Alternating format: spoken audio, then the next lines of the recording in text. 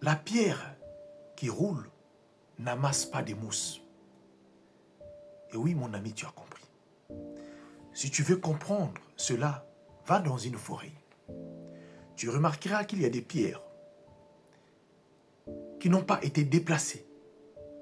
Ça fait longtemps. Ces pierres sont enveloppées d'une couche verte, souvent dans les forêts. Mais moi, j'aimerais te dire une chose. On ne devient pas riche en voyageant. Oui, c'est une vérité que beaucoup de personnes refusent d'entendre. Car le voyage fait rêver. Il donne l'illusion de la liberté, du succès d'une vie enviable. Pourtant, la richesse en elle-même n'est pas du mouvement constant, mais de la construction patiente. Alors, j'aimerais te dire des choses. Voyager, c'est partir.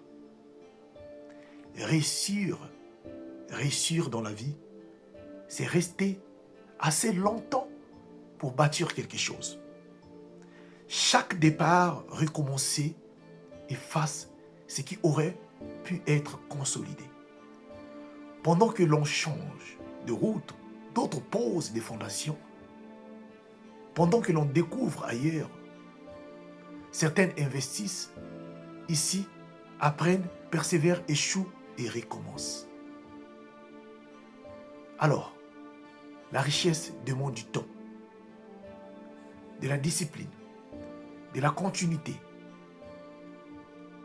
Elle se construit dans les efforts quotidiens, dans les sacrifices invisibles, dans le choix de rester quand partir serait plus facile.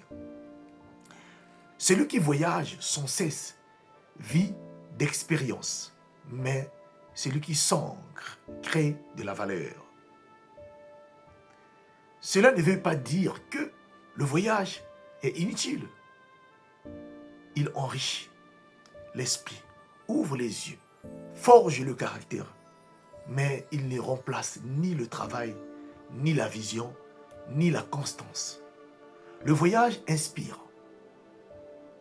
Le voyage inspire. Mais l'action respectée transforme l'inspiration en réussite.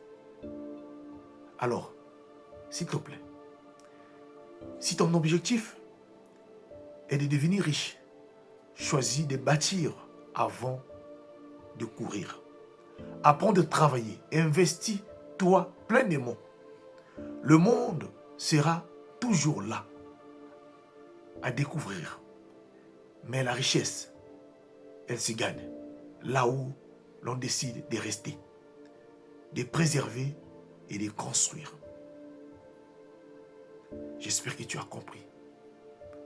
La pierre qui roule n'amasse pas de mousse. On ne devient pas riche en voyageant.